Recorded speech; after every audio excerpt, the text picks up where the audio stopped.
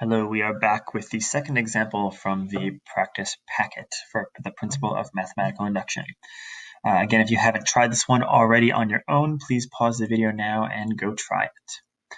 So the second example, we are proving that 1 plus 2 plus 3 up till n, the sum of the first n integers, equals 1/2 of n times n plus 1. We need to show that this is true for all positive integers n. So the first step is again to show that this is true when n equals 1.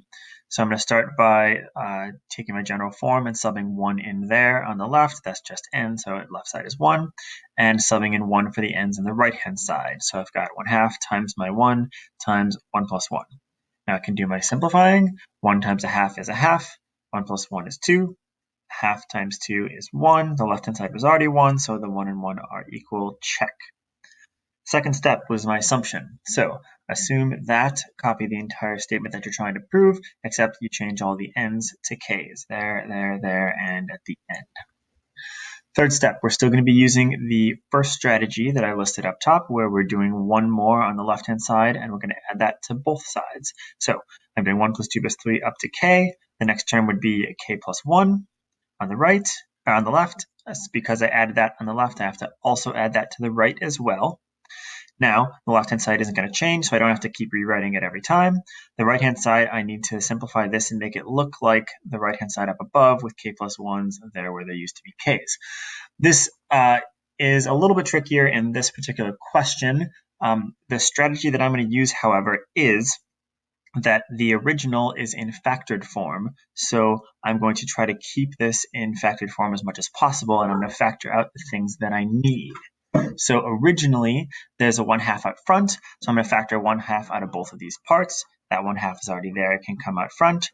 This one, when I factor 1/2 out of k plus 1, it has now a coefficient of 2, right? If you want to double check this, you can redistribute this 1/2 into both parts.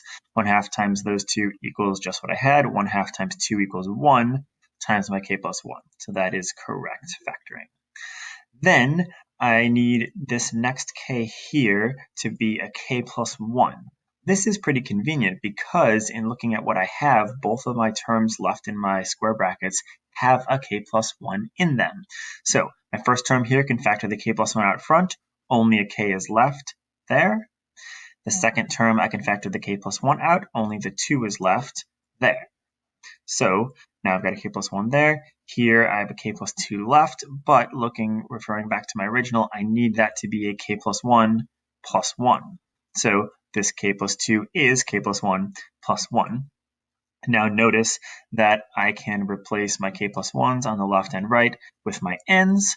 So because n equals k and n equals k plus 1, I can do my final step and say that by the principle of mathematical induction, 1 plus 2 plus 3 up till n equals 1/2 of n times n plus 1 for all positive integers. Right? That was example 2. Please go try example 3 if you haven't yet, and that video will come next.